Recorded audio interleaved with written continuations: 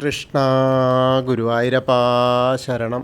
ഗുരുവായൂരപ്പൻ്റെ ഉച്ചപൂജ കഴിഞ്ഞു, കളഭാലങ്കാരം കഴിഞ്ഞ് നട തുറന്നു. അപ്പോൾ നമുക്ക് തൊഴാനായിട്ട് പോകണ്ടേ? എല്ലാവരും വരൂ കേട്ടോ. ആ ചതുർബാഹുവായ വിഗ്രഹത്തിൽ, ദേവകൾ പൂജിതമായ വിഗ്രഹത്തിൽ നിന്ന് ഏത് രൂപത്തിലാണ് ഭഗവാൻ നമ്മളെ ഭക്തരെ കാത്തിരിക്കുന്നതെന്ന് അറിയണ്ടേ? അപ്പോൾ എല്ലാവരും വരൂ കേട്ടോ. അങ്ങനെ നമുക്ക് ആദ്യം തന്നെ കിഴക്കേ നടയിലുള്ള ആ മഞ്ജുളാലിൻ്റെ അവിടെ പോയി മഞ്ജുളാലിനെ ഒന്ന് പ്രദക്ഷിണം ചെയ്ത് വരാം. അങ്ങനെ വരുമ്പോൾ നേരെ ആ ഒരു മേൽപ്പത്തൂർ ഓഡിറ്റോറിയത്തിൻ്റെ പുറകുവശത്തുള്ള അത്തിമര ഗണപതിയെ കാണാനായിട്ട് പോവാം. അവിടെ പോകുമ്പോൾ അവിടെ നിന്നും തിരക്കില്ല. അന്ന് പൊതുവേ തിരക്ക് കുറവാണ്, ചൊവ്വാഴ്ചയല്ലേ, കുറച്ച് തിരക്ക് കുറവ് തന്നെയാണ്.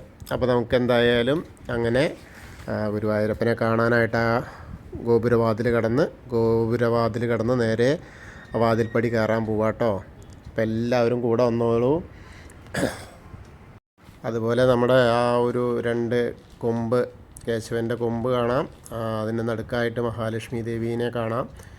അതൊക്കെ തൊഴുത് വലിയ ബലിക്കല്ലിനെയൊക്കെ ഒന്ന് ചുറ്റിങ്ങനെ വന്നാൽ നേരെ അകത്തേക്ക് വാതിൽപ്പടി കയറാം. അങ്ങനെ കയറുമ്പോൾ ഇടതുവശത്തുള്ള മേൽപ്പത്തൂരിൻ്റെ ആ പീഠം കാണാം. വലതുവശത്തെ ആദ്യത്തെ തൂണ് കാണാം, നരസിംഹാവതാരം കാണിച്ചു കൊടുത്ത. അതിനുശേഷം നമ്മളിങ്ങനെ നേരെ ഭഗവാന്റെ ശ്രീലകത്തേക്ക് നോക്കുമ്പോൾ വളരെ സുന്ദരമായിട്ടുള്ള ആ രൂപം ഇങ്ങനെ കാണാം. എന്താ ഒരു രസം എന്നറിയാം. നിറയെ ആ വെള്ളി വെളിച്ചവും സ്വർണ്ണ വെളിച്ചമൊക്കെ ആയിട്ട്. കാരണം സ്വർണത്തിൻ്റെ നെയ്യ് വിളക്കാണ്. സ്വർണത്തിൻ്റെ വിളക്കിൽ നെയ്യ് ഒഴിച്ച് കത്തിക്കുന്നതിൻ്റെ ആ നെയ്യ് ദീപം അങ്ങനെ പ്രകാശം വളരെ മനോഹരമായിട്ടുണ്ട്. അങ്ങനെ പിന്നെ ഭഗവാന്റെ നെറ്റത്ത് വയ്ക്കുന്ന ആ നെറ്റത്ത് വയ്ക്കുന്ന ആ ഒരു ആ ഗോപീതിലകങ്ങളുടെയൊക്കെ അങ്ങനെ അതേപോലെ സ്വർണത്തിൻ്റെ പൊന്നോടക്കുഴലിൻ്റെയൊക്കെ തിളക്കിങ്ങനെ കാണും നന്നായിട്ട്. അപ്പോൾ നമുക്കിങ്ങനെ ശ്രീലകത്തേക്ക് നോക്കുമ്പോൾ സോപാനപ്പടിയിൽ നിന്നിട്ട് ഭഗവാന്റെ ശ്രീലകത്തേക്ക് നോക്കുമ്പോൾ ആദ്യം തന്നെ ഉണ്ണിക്കണ്ണൻ്റെ കാൽപാദങ്ങൾ കാണുന്നു, കാൽത്തളകൾ കാണാണ്ട്. അങ്ങനെ നോക്കുമ്പോൾ മഞ്ഞ പട്ട് ഞൊറിഞ്ഞെടുത്തിട്ടുണ്ട്, അരമണി കിങ്ങിണി ഇങ്ങനെ ചാർത്തിയിട്ടുണ്ട്. നല്ല എല്ലാം മഞ്ഞ കളർ പോലെ തോന്നുന്നു, അത്രയ്ക്കും നല്ല രസമായിട്ടുണ്ട്. അങ്ങനെ ആ മുകളിലേക്ക് ഇങ്ങനെ നോക്കി വരുമ്പോൾ കഴുത്തിലൊരു മാങ്ങാമാല, ഒരു വളയം പോലത്തെ ഒരു മാല, ഒരു പതക്കം പോലത്തെ മാല, കൈവളകൾ ചാർത്തിയിട്ടുണ്ട്, തോൾവളകൾ ചാർത്തിയിട്ടുണ്ട്. കയ്യിൽ വെണ്ണക്കണ്ണൻ തന്നെയാണ് കേട്ടോ, ഒന്നും വെണ്ണയാണ്. വെണ്ണ കഴിക്കാനുള്ള തയ്യാറെടുപ്പിലാണ്. ഒരു കയ്യിൽ മറുകൈയിൽ പൊന്നോടക്കുഴലുണ്ട്. അതേപോലെ പീലി തിരുമുടി കെട്ടിയിട്ടുണ്ട്, കളപ്പം കൊണ്ട് പീലി ചാർത്തിയിട്ടുണ്ട്. തിരുമുടി മാലകൾ 2 ഉണ്ട്. അതേപോലെ പൊന്നിൻ്റെ ഒരു ഗോപീതിലകം വെച്ചിട്ടുണ്ട്, മാറത്തും വെച്ചിട്ടുണ്ട്, നെറ്റത്തും വെച്ചിട്ടുണ്ട്. അതാണ് നല്ല തിളങ്ങുന്നതേ. അങ്ങനെ നോക്കുമ്പോൾ തിരുമുടി മാലകൾ വെളുത്ത പൂവും തുളസിയായിട്ടുള്ളത് ഇങ്ങനെ തിരുമുടി മാലകൾ 2 ഉണ്ട്. പിന്നെ ഉണ്ടമാല, വലിയ ഉണ്ടമാലകൾ 2, അതും വെളുത്ത പൂവാണ്, തുളസിയാണ്. പിന്നെ ഇടയ്ക്ക് തെച്ചിയുണ്ട് അതേപോലെ തന്നെ. അപ്പോൾ നല്ല മനോഹരമായിട്ടുള്ള ആ രൂപമാണ് ഇന്ന് ശ്രീലകത്ത് ആ വെണ്ണക്കണ്ണനായിട്ട് നിൽക്കുന്നത് ഉണ്ണി. എല്ലാവരും ആ ഉണ്ണീനെ കണ്ട് തൊഴുതോളൂ, പ്രാർത്ഥിച്ചോളൂ. വെണ്ണ തരുമല്ലേന്ന് അറിയില്ല, വേണമെങ്കിൽ ചോദിച്ചോളൂ, ചിലപ്പോൾ തരും. എന്തായാലും വയറൊക്കെ കുഞ്ഞുമ്പൊക്കെ നിറഞ്ഞിട്ടാണ് ഇരിക്കുന്നത്, അപ്പോൾ തരാൻ സാധ്യത ഉണ്ട്. അപ്പോൾ എന്തായാലും നല്ല രസമായിട്ടുള്ള ആ ഒരു കാഴ്ചയാണ് കേട്ടോ വെണ്ണക്കണ്ണൻ്റെ. അപ്പോൾ എല്ലാവരും ആ വെണ്ണക്കണ്ണനെ നോക്കിയിട്ട് പ്രാർത്ഥിച്ചോളൂ. ഗുരുവായൂരപ്പൻ്റെ ശ്രീലകത്തേക്ക് നോക്കി പ്രാർത്ഥിക്കുകയാണ് നമ്മളെന്ന് അങ്ങനെ ചിന്തിച്ച് എല്ലാവരും അവിടേക്ക് ഇങ്ങോട്ട് വരിക. എല്ലാവരുടെയും മനസ്സ് ഗുരുവായൂരപ്പൻ്റെ സന്നിധിയിലേക്ക് വരിക. അപ്പോൾ ആ ഗുരുവായൂരപ്പൻ്റെ അനുഗ്രഹം നമ്മുടെ പ്രാർത്ഥനകളൊക്കെ ഫലവത്താവും. ആ അനുഗ്രഹം നമ്മളെ തേടിയെത്തും ചെയ്യും. അങ്ങനെ അത് കഴിഞ്ഞാൽ നമ്മൾ നേരെ സോപാനപ്പടിയിൽ നിന്ന് ഇറങ്ങി നേരെ അഗ്നികോണിലുള്ള ബലിക്കല്ല് നോക്കി തൊഴുത് ഭഗവാന്റെ തിടപ്പള്ളി നോക്കി തൊഴാം. പിന്നെ അങ്ങനെ തിരിഞ്ഞു നിന്നാൽ ചുമരത്തുള്ള ആലിലെ കണ്ണനെ കണ്ട് തൊഴുത് വരുമ്പോൾ സപ്തമാതാക്കളെയൊക്കെ കണ്ട് തൊഴുത് വിഘ്നേശ്വരൻ്റെ അടുത്തേക്ക് വരിക. വിഘ്നേശ്വരൻ്റെ അടുത്ത് വരുമ്പോഴോ അവിടെ ഇന്നും കണ്ണൻ തന്നെ കേട്ടോ, ഉണ്ണിക്കണ്ണൻ തന്നെയാണ്. നല്ല പീലിങ്ങനെ ഉണ്ട് മുകളിൽ, നല്ല പീലി. അതേപോലെ ഒരു യു ഷേപ്പുള്ള വെളുപ്പും ചുവപ്പുമായിട്ടുള്ള ആ ഒരു പൊട്ട് യു ഷേപ്പിൽ തന്നെയാണ്. അങ്ങനെ നല്ല രസമായിട്ടുണ്ട്. അതേപോലെ കൊമ്പും തുമ്പിക്കൈയൊക്കെ ഇങ്ങനെ ആ ചന്ദനം കൊണ്ട് ഇങ്ങനെ ചാർത്തിയിട്ട് ആ കളഭം കൊണ്ട് കൂടി ചാർത്തി നല്ല എന്താ പറയുക മഞ്ഞ കളറിൽ തന്നെ, മഞ്ഞ പട്ട് ഇങ്ങനെ ഞൊറിഞ്ഞു കൊടുത്ത മാതിരിയുണ്ട്. അകത്തും പുറത്തും ഒക്കെ ഒരേ മാതിരി തന്നെ ഇന്ന് ഉണ്ണിക്കണ്ണനായിട്ട് തന്നെയാണ്. ഇവിടെ കുറച്ച് വെണ്ണയും കൂടിയും കൊടുത്തിരുന്നെങ്കിൽ നന്നായിരുന്നു എന്നാണ്. കാരണം എന്താ വെച്ചാൽ കാണാണ്ടേ, അതിൻ്റെ മുകളിൽ ആ വെളുത്ത പാവമുണ്ടുകൊണ്ട് ഇങ്ങനെ ഉടുപ്പിച്ചിട്ടുണ്ട്. വളരെ നന്നായിട്ടുള്ള ആ ഒരു അലങ്കാരം തന്നെ കേട്ടോ. അതായത് ഞാൻ പറഞ്ഞത് കുറച്ചും കൂടിയും വെണ്ണയും കൂടിയും കൊടുത്തിട്ടുണ്ടെങ്കിൽ ആ വെണ്ണക്കണ്ണൻ ഇവിടെയും വെണ്ണക്കണ്ണനായ പോലെയായിരുന്നു ഗണപതി. എന്തായാലും ഇപ്പോൾ കുറച്ച് ദിവസങ്ങളായിട്ട് മിക്കവാറും ഗണേശൻ ഏകദേശം കണ്ണൻ്റെ ആയിട്ടാണ്, കണ്ണൻ ഗണേശനായിട്ടാണ് കാണുന്നത്. അപ്പോൾ എന്തായാലും നമുക്ക് പ്രാർത്ഥിക്കാം. ഏകദന്തം മഹാകായം തപ്തകാഞ്ചന സന്നിഭം ലംബോദരം വിശാലാക്ഷം വന്ദേഹം ഗണനായകം. അത് കഴിഞ്ഞ് സരസ്വതി ദേവിയുടെ റൂമിലേക്ക് നോക്കുക, ആറയിലേക്ക് നോക്കുക. അപ്പോൾ അങ്ങനെ ആ ഒരു കിടാവിളക്ക് കത്തി നിൽക്കുന്നുണ്ടെന്ന് നീല ശംഖുപുഷ്പത്തിൻ്റെ മാലയാണ് സരസ്വതി ദേവിക്ക് ചാർത്തിയിട്ടുള്ളത്. നന്നായിട്ടുണ്ട്, നല്ല അലങ്കാരം തന്നെ, നല്ല രസമായിട്ടുണ്ട് കാണാൻ. അപ്പോൾ സരസ്വതി ദേവീനെയും പ്രാർത്ഥിക്കുക കേട്ടോ. പിന്നെ മുല്ലമുട്ടുമാലയുണ്ട്. അപ്പോൾ 2 മാലകളുണ്ട്. നീല ശംഖുപുഷ്പം ഇങ്ങനെ വേറെ കാണാനുണ്ട് നന്നായിട്ട്. അപ്പോൾ പ്രാർത്ഥിക്കുക എല്ലാവരും. സരസ്വതി നമസ്തുഭ്യം വരദേ കാമരൂപിണി വിദ്യാരംഭം കരിഷ്യാമി സിദ്ധിർഭവതു മേ സദാ. അങ്ങനെ അവിടുന്ന് തൊഴുതിങ്ങനെ വരുമ്പോൾ നേരെ ആ മായാദേവീനെയും ചെറിയ ഗണേശനെയൊക്കെ കണ്ട് മത്സ്യം, കൂർമ്മം, വരാഹം, നരസിംഹം വരെയുള്ള രൂപങ്ങളൊക്കെ കാണാം. അവിടെയൊക്കെ കണ്ട് തൊഴുത് നേരെ ആ മേൽശാന്തിയിൽ അവിടെ വരുമ്പോൾ അർച്ചന പ്രസാദം വാങ്ങണം. അപ്പോൾ അവിടെ വരുമ്പോൾ ഇന്നത്തെ ഉച്ചപൂജ ഉണ്ടായിരുന്നത് മേൽശാന്തി തന്നെയാണ്, കവപ്രമാരാത്ത് അച്യുതൻ നമ്പൂതിരിപ്പാട്. കളഭാലങ്കാരം ഉണ്ടായിരുന്നത് സുമേഷോദിക്കനാണ്. അപ്പോൾ അദ്ദേഹം അവിടെ ഇരിക്കുന്നുണ്ട്. അദ്ദേഹത്തിൻ്റെ കയ്യിൽ നിന്ന് അർച്ചന പ്രസാദമൊക്കെ വാങ്ങാം.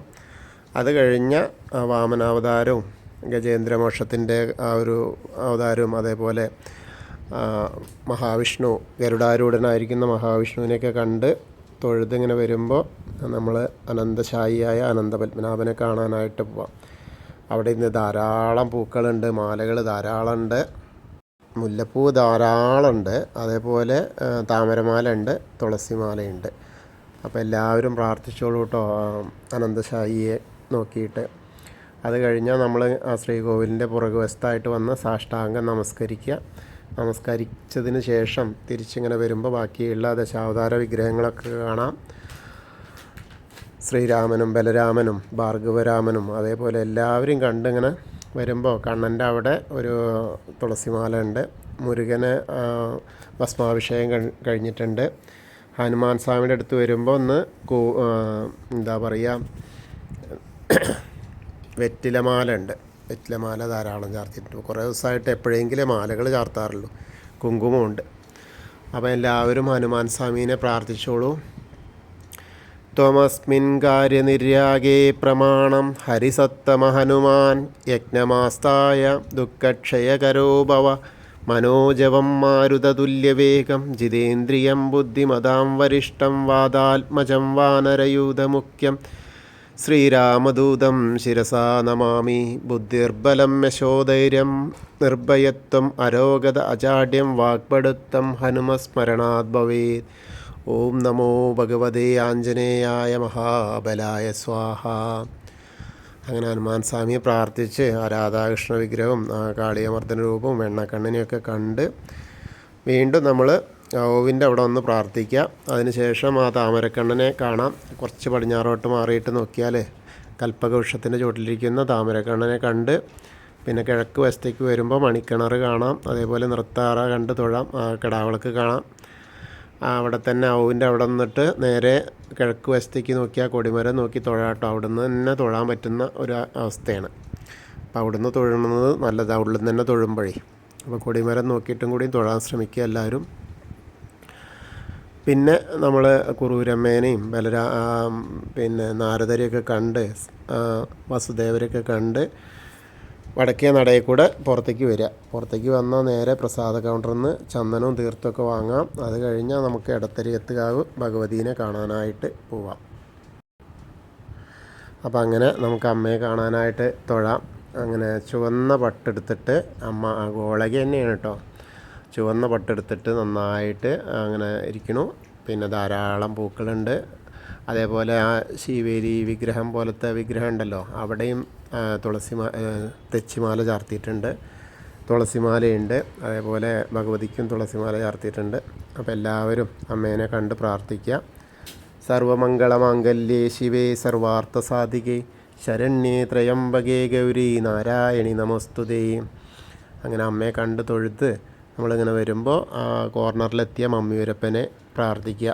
മനസ്സിലിങ്ങനെ നമശിവായ നമശിവായ നമശിവായ എന്നുള്ള പഞ്ചാക്ഷരി മന്ത്രം ചൊല്ലിയിട്ട് മനസ്സിൽ സ്മരിക്കുക മമ്മിയൂരപ്പനെ. അപ്പോൾ നമുക്ക് മമ്മിയൂർ പോയിട്ട് ദർശനം ലഭിച്ച ആ ഒരു പ്രതീതി ഉണ്ടാവും. പിന്നെ നമ്മൾ നേരെ കൊടിമരത്തിൻ്റെ അവിടെ വന്നിട്ട് ഒരിക്കൽ കൂടി നമുക്ക് ഭഗവാന്റെ ശ്രീലകത്തേക്ക് നോക്കിയാൽ വെണ്ണക്കണ്ണനെ കാണാം. അങ്ങനെ കണ്ട് നമസ്കരിച്ച് കൂത്തമ്പലത്തിൻ്റെ അവിടെ വന്ന് വീണ്ടും നമസ്കരിക്കാം. കിടാവിളക്ക് കാണാം. അയ്യപ്പസ്വാമിയുടെ അടുത്ത് വരുമ്പോൾ അവിടെ നിന്ന് കിരീടമൊക്കെ വെച്ചിട്ടുണ്ട്. പിന്നെ ഗോപി തിലകം വെച്ചിട്ടുണ്ട്. അതേപോലെ വലിയൊരു മാല സ്വർണത്തിൻ്റെ ചാർത്തിയിട്ടുണ്ട്. പിന്നെ മഞ്ഞ പട്ടുടുപ്പിച്ചിട്ടുണ്ട്. അത്രയൊക്കെ തന്നെ ഉള്ളൂ. കളഭം കൊണ്ട് ഇങ്ങനെ ആയി വരുന്നേ ഉള്ളൂ, ചന്ദനം കൊണ്ട് കുറേശ്ശേ ഉള്ളൂ. അപ്പോൾ എല്ലാവരും അയ്യപ്പസ്വാമീനെ പ്രാർത്ഥിച്ചോളൂ. ഭൂതനാഥ സദാനന്ദ സർവഭൂതദയാപര രക്ഷ രക്ഷ മഹാബാഹു ശാസ്തേ സ്തുഭ്യം നമോ നമ. അവിടെ പ്രദക്ഷിണമായി വന്ന് പടിഞ്ഞാറ നടയിലുള്ള ദീപസ്തംഭത്തിൻ്റെ മുകളിൽ ഉള്ള വേണുഗോപാലിനെ കണ്ട് തൊഴാം. പിന്നെ നേരെ നമ്മൾ കൊടിമരത്തിൻ്റെ മുകളിൽ ഗരുഡധ്വജനെയും കണ്ട് തൊഴുത് ഇനി നമ്മുടെ ഏറ്റവും പ്രധാനപ്പെട്ട കുളം രുദ്രതീർത്ഥക്കുളത്തെ ഒന്ന് പ്രദക്ഷിണം ചെയ്യാനായിട്ട് പോവാം. അപ്പോൾ അതിൻ്റെ നടുക്കുള്ള കാളിയമർദ്ദന രൂപത്തെ ഒന്ന് കണ്ട് തൊഴാം. ആ കണ്ണനെ കണ്ട് തൊഴുത് പൂന്താനത്തിൻ്റെ പൂജിച്ചിരുന്ന വിഗ്രഹം കാണാനായിട്ട് നാരായണാലയത്തിൽ പോവാം. അവിടെ പോയിട്ട് അതൊന്ന് തൊഴുത് നേരെ ദേവിയുടെ അവിടേക്ക് വരാം. ദേവിയുടെ അവിടെ വന്ന് തൊഴുത് വീണ്ടും നമ്മൾ വലിയ ധ്വജസ്തംഭത്തിൻ്റെ, അതായത് കിഴക്കേ നടയിലുള്ള ദീപസ്തംഭത്തിൻ്റെ അവിടെ വന്നിട്ട് വീണ്ടും ഭഗവാന്റെ ശ്രീലകത്തേക്ക് നോക്കി തൊഴാം. പിന്നെ നമ്മൾ തെക്കേ നടയിലുള്ള കൂവളത്തെ ഒന്ന് പ്രദക്ഷിണം ചെയ്യാനായിട്ട് പോവാം. അവിടെ പ്രദക്ഷിണം ചെയ്യുമ്പോൾ മഹാദേവനെയും പാർവതി ദേവീനെയൊക്കെ പ്രാർത്ഥിക്കുക. അപ്പോൾ അവരുടെയും കൂടി അനുഗ്രഹം നമുക്കുണ്ടാവും. അങ്ങനെ ഇന്നത്തെ നമ്മൾ ഗുരുവായൂരപ്പൻ്റെ ഉച്ചപൂജയും കളഭാലങ്കാരമൊക്കെ കണ്ടു തൊഴുതു. വളരെ തിരക്ക് കുറഞ്ഞ അന്തരീക്ഷമായിരുന്നു. വളരെ സുഖദർശനമാണ് എല്ലാവർക്കും എന്നുള്ളത്. കൃഷ്ണായ വാസുദേവായ ഹരയേ പരമാത്മനെ പ്രണതക്ലേശനാശായ ഗോവിന്ദായ നമോ നമ. ഇനി നമുക്ക് പ്രാർത്ഥിക്കാൻ പറഞ്ഞിരുന്നു. അപ്പോൾ അത് കഴിഞ്ഞാൽ ചെറിയൊരു കഥ, അത് കഴിഞ്ഞാൽ നാരായണീയം ഒന്ന് ചൊല്ലാം. പിന്നെ വൈകുന്നേരം നമുക്ക് ലൈവിൽ വീണ്ടും വരാം. ഇന്ന് നമ്മളോട് എല്ലാവരോടും കൂടി പ്രാർത്ഥിക്കാൻ പറഞ്ഞിരിക്കുന്നത് ഇന്ദിര രോഹിണി കാൽവേദന മാറാൻ വേണ്ടിയിട്ടാണ്. രജി ബാലകൃഷ്ണൻ ജോലി കിട്ടാൻ വേണ്ടിയിട്ട്, ശൈലേഷ് ചിത്ര ജോലി കിട്ടാൻ വേണ്ടി, സംഗീതയുടെ മകന് ട്രാൻസ്ഫർ ഓർഡർ വരാൻ വേണ്ടി, രജിത അത്തം തലവേദന മാറാൻ വേണ്ടിയിട്ടാണ്, സത്യഭാമ ഐല്യം ജോലി കിട്ടാൻ വേണ്ടി, ശ്രീകല ശ്രീയുടെ കൊളസ്ട്രോൾ മാറിയ വേദനയൊക്കെ മാറാൻ വേണ്ടിയിട്ട്, തങ്കമ്മ ദാമോദരൻ്റെ പേരക്കുട്ടികൾക്ക് പഠന മികവിന് വേണ്ടിയിട്ടാണ് പറഞ്ഞിരിക്കുന്നത്. അപ്പോൾ അവർക്ക് വേണ്ടിയിട്ടും പിന്നെ നമ്മളെ ശ്രവിക്കുന്ന എല്ലാവർക്കും വേണ്ടിയിട്ടും നമ്മളെല്ലാവരും ഗുരുവായൂരപ്പനോട് പ്രാർത്ഥിക്കുന്നു. ആ ഗുരുവായൂരപ്പൻ്റെ സമക്ഷത്തിൽ നമ്മൾ പ്രാർത്ഥന എത്തും. അങ്ങനെ ഇനി നമുക്ക് ഒരു ചെറിയ കഥ, അതായത് നമ്മുടെ അംബരീഷൻ്റെ ഏകാദശി വ്രതത്തെ പറ്റിയിട്ടാണ്. കാരണം ഏകാശി മാഹാത്മ്യമൊക്കെ പറയുമ്പോൾ ആദ്യം നമുക്ക് കേൾക്കുക, നമ്മളെ ഓർമ്മയിലെത്തുന്ന അംബരീഷൻ, അതായത് ഇക്ഷ്വാകു വംശത്തിലെ ഒരു ചക്രവർത്തി. സകല സൗഭാഗ്യങ്ങളും ഐശ്വര്യങ്ങളും ഒന്നിച്ചു ലഭിച്ച ഒരു മഹാഭാഗ്യവാനായിരുന്നു. അദ്ദേഹത്തിന് ഒന്നിലും ആസക്തി ഉണ്ടായിരുന്നില്ല. പക്ഷേ ഭഗവാൻ വാസുദേവനിൽ ഉറച്ച ഭക്തിയായിരുന്നു. ലൗകിക സുഖങ്ങളെല്ലാം നശ്വരമെന്ന് അറിയാമായിരുന്നു. തൻ്റെ കർമ്മങ്ങളെയും കർമ്മഫലങ്ങളെയും ഭഗവാനിൽ അർപ്പിച്ചുകൊണ്ട് അദ്ദേഹം രാജകാര്യങ്ങൾ നടത്തി വന്നു. അംബരീഷിൽ നിന്നും ഭഗവാന്റെ മഹിമകൾ കേട്ടും അദ്ദേഹത്തോടൊപ്പം ഭഗവാനെ സ്തുതിച്ചൊക്കെ ആ ഭക്തിഭാവം വർദ്ധിച്ച പ്രജകളും വളരെ സന്തോഷവരായിരുന്നു. അങ്ങനെ ഒരു സമയത്ത് അംബരീഷിൻ്റെ സുരക്ഷയ്ക്കായിട്ട് ഭഗവാൻ തൻ്റെ സുദർശന ചക്രത്തെ കാവൽ നിർത്തിയെന്നും കൂടി പറഞ്ഞാൽ അംബരീഷിൻ്റെ ഭക്തിയിലുള്ള ആ ഒരു കാര്യം നമുക്ക് ചിന്തിക്കാവുന്നതാണല്ലോ. അങ്ങനെ കഴിയവേ മധുവനത്തിൽ പാർത്ത് അംബരീഷൻ പത്നിയോടൊപ്പം ഒരു വർഷക്കാലം ഏകാദശി വ്രതം അനുഷ്ഠിച്ചു. വൃശ്ചിക മാസത്തിലെ വെളുത്ത ദ്വാദശി ദിവസം ഒരു വർഷം വരുന്ന തീയതിയിലായിരുന്നു വ്രതം അനുഷ്ഠിച്ചത്. ഒരു വർഷമായി ദ്വാദശി ദിവസം പാരണ ചെയ്ത് വ്രതം അവസാനിപ്പിക്കേണ്ട സമയത്തി. അംബരീഷൻ പാരണ കഴിക്കാൻ തുടങ്ങവേ ദുർവാസാവ്, എവിടെയും പ്രശ്നം ഉണ്ടാക്കുന്ന ആളെ, ദുർവാസാവ് മഹർഷി അതിഥിയായി അവിടെ എത്തി. ആ വരവിൽ ഒരു ദുരുദ്ദേശം കൂടി ഉണ്ടായിരുന്നു. അംബരീഷൻ്റെ വ്രതം മുടക്കുവാൻ ഇന്ദ്രൻ പറഞ്ഞു വിട്ടതായിരുന്നു മഹർഷിയെ. ഇതൊന്നും അറിയാതെ അംബരീഷൻ മഹർഷിയെ നമസ്കരിച്ച് പാരണയ്ക്ക് ക്ഷണിച്ചു. കുളിച്ചു വരാമെന്ന് പറഞ്ഞു പോയ മഹർഷിയെ നേരം വളരെ കഴിഞ്ഞിട്ടും കാണാതെ അംബരീഷൻ വളരെ വിഷമിച്ചു. കാരണം എന്താ വെച്ചാൽ ദ്വാദശി കഴിയുന്നതിന് മുൻപ് പാരണ കഴിച്ചില്ലെങ്കിൽ വ്രതഭംഗം വരും. ധർമ്മസങ്കടത്തിലായ ചക്രവർത്തി ആ പുരോഹിതന്മാരോടൊക്കെ ചോദിച്ചു. തീർത്ഥം കഴിച്ച് പാരണ നടത്തി. സങ്കടം എന്തായിരുന്നു എന്ന് വെച്ചാൽ പാരണയ്ക്ക് ക്ഷണിച്ച അതിഥിക്ക് നൽകാതെ ആതിഥേയൻ കഴിക്കുന്നത് അധർമ്മമാണെന്നത്രേ വിശ്വാസം അന്നത്തെ. എന്തായാലും തുളസി തീർത്ഥം പാരണയായി കഴിച്ച് വ്രതഭംഗം വരുത്താതെ ദുർവാസാവിനെയും പ്രതീക്ഷിച്ച് അംബരീഷിരുന്നു. കുളി കഴിഞ്ഞെത്തിയ ദുർവാസാവ് തൻ്റെ ജ്ഞാനദൃഷ്ടി കൊണ്ട് അംബരീഷൻ ജലപാനം ചെയ്തതറിഞ്ഞു. അപ്പോഴേക്കും കോപം വന്നാൽ കൂട്ടം ശപിക്കും. കോപം സഹിക്ക വയ്യാതെ അദ്ദേഹം തൻ്റെ ജട പിടിച്ചു വലിച്ച് എറിഞ്ഞു. അപ്പോൾ അതാ ഒരു ഭയങ്കര രൂപം ആ ജടയിൽ നിന്ന് രൂപം കൊണ്ടു. കൃത്യ അങ്ങനെ അഗ്നിയെപ്പോലെ ആളിക്കത്തുന്ന ഭൂതം കയ്യിൽ വാളുമായിട്ട് അംബരീഷൻ്റെ നേർക്ക് ചാടി. അപ്പോൾ ആകെ അംബരീഷന് പേടിയായി. കാരണം ഇനിയിപ്പോൾ എന്താ ഉണ്ടാവുക, തൻ്റെ കയ്യിൽ നിന്ന് ചെറിയ തെറ്റ് സംഭവിച്ചോ എന്നൊരു പേടിയുണ്ടേനി.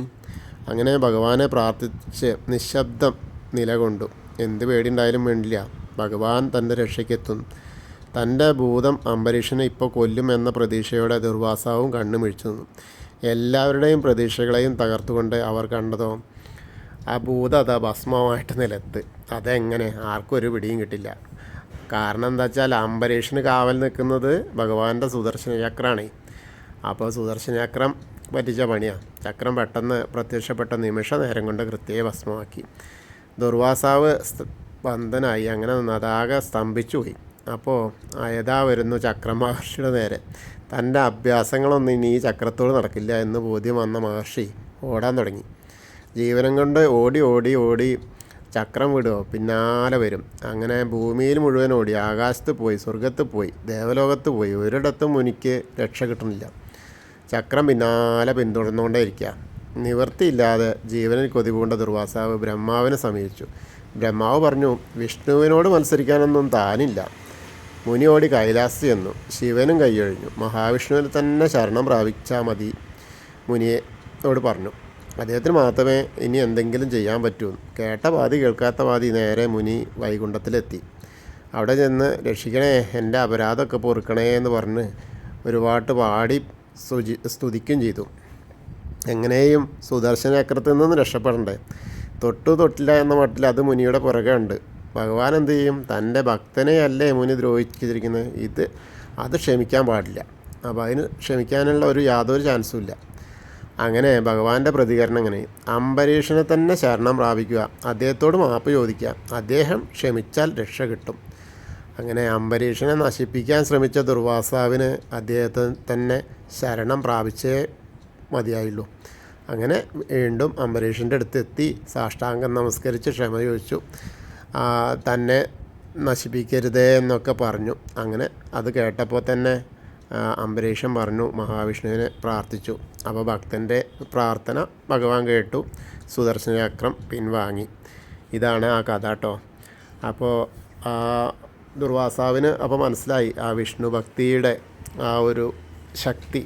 ആ ഭക്തൻ്റെ കൂടെ എന്നും നിലനിൽക്കുന്നതാണ്. മറ്റാരേക്കാട്ടിലും ഭക്തൻ വിളിച്ചാൽ ഏത് വിളിപ്പുറത്തും ഏത് പാതിരാത്രിയിലും എത്തും എന്നുള്ള ആ ഒരു കാര്യം മുനിക്കും മനസ്സിലായി. അതുപോലെ തന്നെയാണ് നമ്മൾ ഗുരുവായൂരപ്പനെ വിളിച്ചാൽ ആ വിളിപ്പുറത്ത് ഏത് രാത്രിയാണോ പകലാണോ നട്ടപ്പാതിരയാണോ ഒന്നും നോക്കാതെ ഗുരുവായൂരപ്പൻ്റെ ആ പ്രസന്നത നമ്മളിലേക്ക് എത്തും. അകൈതവമായ ഭക്തി നമ്മുടെ ഉള്ളിലുണ്ടെങ്കിൽ അപ്പോൾ എല്ലാ കാര്യം കൊണ്ടും നമ്മൾ അചഞ്ചലമായ മനസ്സോടെ ഗുരുവായൂരപ്പൻ്റെ ഭക്തിയിലേക്ക് എത്തുക എന്നുള്ള ഒറ്റ ലക്ഷ്യത്തിൽ നമുക്ക് മുന്നോട്ട് പോവാം. ഇനി നാരായണീയം ദശകം 1 ഭഗവാന്റെ സ്വരൂപവും മഹാത്മ്യത്തിലെ 3-ാമത്തെ ശ്ലോകമാണ് ഇന്ന് നമ്മൾ ചൊല്ലുന്നത്. സത്വം യത്തത് പരാഭ്യാമപരികലനതോ നിർമ്മലം തേന താവത് ഭൂതേർഭൂതേന്ദ്രിയസ്തേ വപുരിതി ബഹുശ ശ്രൂയതേ വ്യാസവാക്യം. തൽസ്വച്ഛത്വാദ്യാദാച്ഛാദിത പരസുഖചിത് ഗർഭനിർഭാസരൂപം തസ്മിൻ ധന്യാരമന്ദേ ശ്രുതിമതിമധുരേ സുഗ്രഹേ വിഗ്രഹേ തേ. അതായത് രജോ ഗുണത്തോടും തമോ ഗുണത്തോടും കാലാന്തര ശുദ്ധ സത്വഗുണവും അതിനാൽ തന്നെ ഉൽപ്പന്നങ്ങളായ പൃഥ്വി, ആകാശം, ജലം, വായു, അഗ്നി എന്നീ പ്രപഞ്ചഭൂതങ്ങളോടും ചക്ഷുസ്ര, ശ്രോത്രം, ജിഹ്വ, ഘ്രാണം, ത്വക്ക്, വാക്ക്, പാണി, പാദം, വായു, ഉപസ്ഥം, മനസ്സ് എന്നീ ഏകദേശ ഇന്ദ്രിയങ്ങളോടും കൂടിയതാണ് അങ്ങയുടെ ദിവ്യമംഗള വിഗ്രഹം എന്ന് ഭഗവത് സ്വരൂപിയായ വേദവ്യാസ മഹർഷി പലയിടത്തും വിസ്തരിച്ചു പറഞ്ഞിട്ടുണ്ട്.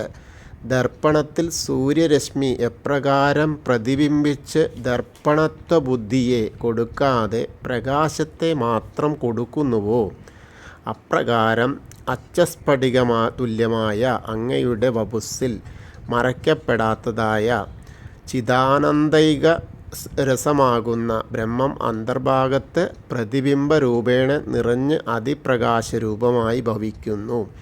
കേൾക്കുകയും സ്മരിക്കുകയും ചെയ്യുന്നവർക്ക് ശ്രവണേന്ദ്രിയത്തിനും അന്ധക്കരണത്തിനും പരമാനന്ദമരുളുന്ന സുഗ്രഹമായിരിക്കുന്ന അങ്ങയുടെ ആ വിഗ്രഹത്തിൽ ധന്യന്മാർ പ്രേമലക്ഷണനായ ഭക്തിയിൽ മുഴുകുന്നു. താൽപര്യാം അപരികലനത, അതിൽ നിന്ന് വക്ഷ്യമാണായവ സത്യത്തിൽ നിന്ന് അന്യായങ്ങളായവയോട് രജസ്സിനോടും തമസ്സിനോടും പരികലനം, സമ്പർക്കം, കൂടിച്ചേരൽ ഇല്ലായ്കയായി. നിർമ്മലം യത് സത്വം തേന താവത് ഭൂതേ, ശുദ്ധമായ യാതൊരു സത്വഗുണമുണ്ടോ അതുകൊണ്ടു തന്നെ ഉണ്ടായ ഭൂതേന്ദ്രിയെ, ഭൂതങ്ങളെക്കൊണ്ടും ഉപദാനകാരകങ്ങളെക്കൊണ്ടും ഇന്ദ്രിയങ്ങളെക്കൊണ്ടും ആകുന്നു. തേ വപു ഇതി, അങ്ങയുടെ ശരീരം എന്ന് വ്യാസവാക്യം ബഹുശ, വ്യാസ ഭഗവാൻ പലവുരു പറഞ്ഞതായി കേൾക്കുന്നു. ശ്രൂയതേ, അറിയുന്നു. തൽസ്വച്ഛത്താത്, ആ നൈർമല്യം ഹേതുവായിട്ടും യദ്, യാതൊരു വപുസ് അച്ഛാദിതപരസുഖചിത് ഗർഭനിർഭാസരൂപം, മറവില്ലാതെ ഉത്കൃഷ്ടമായ സുഖമായും പ്രകാശമായും ഉള്ളിൽ നന്നായി വിളങ്ങുന്ന രൂപമുള്ളത് ആകുന്നുവോ. ശ്രുതിമതിമധുരേ സുഗ്രഹേ തസ്മിൻ തേ വിഗ്രഹേ, കേൾപ്പാനും സ്മരിപ്പാനും രസം തോന്നിയിരിക്കുന്നതും സുഖേന ഗ്രഹിക്കാവുന്നതുമായ അങ്ങയുടെ ആ വിഗ്രഹത്തിങ്കൽ, വപുസിങ്കൽ ധന്യാരമന്തേ, ഭാഗ്യശാലികളായ ജനങ്ങൾ രമിച്ചുകൊണ്ടേയിരിക്കുന്നു. അച്ഛാദിതരൂപം, മറവില്ലാത്തതും ഉത്കൃഷ്ടവുമായ സുഖവും പ്രകാശവും നിറഞ്ഞ് നിശേഷം വിളങ്ങുന്ന സ്വരൂപത്തോടു കൂടിയത് എന്നിങ്ങനെയുമാകാം. അവിടുത്തെ സ്വരൂപം ശുദ്ധ സത്വാത്മകമാകുന്നു. ആകയാൽ അത് ചിദാനന്ദമാണ്.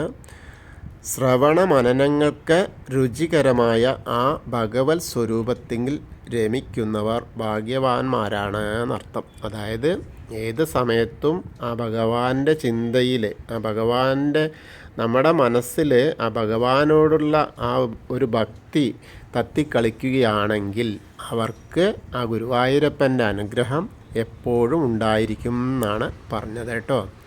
അപ്പം എല്ലാവർക്കും ആ ഗുരുവായൂരപ്പൻ്റെ അനുഗ്രഹം കിട്ടട്ടെ. കൃഷ്ണ ഗുരുവായൂരപ്പാ ശരണം.